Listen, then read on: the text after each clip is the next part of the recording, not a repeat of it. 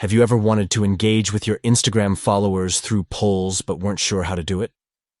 In this updated tutorial, we'll guide you through the simple steps to add a poll to your Instagram post. To get started, open the Instagram app on your Android device. Once you're in the app, locate and tap on the plus icon at the bottom of the screen to create a new post. Select the photo you want to post and tap Next twice to proceed.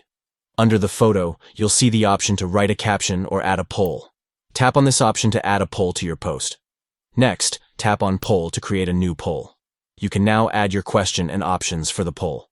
Once you've filled in the details, tap on Share at the bottom of the screen to post your poll. By following these straightforward steps, you can easily add a poll to your Instagram post and interact with your audience in a fun and engaging way.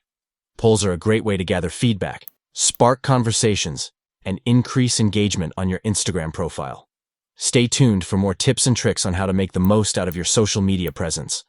Don't forget to subscribe for more valuable content. Thank you for watching, and we hope this tutorial helps you in adding polls to your Instagram posts effortlessly.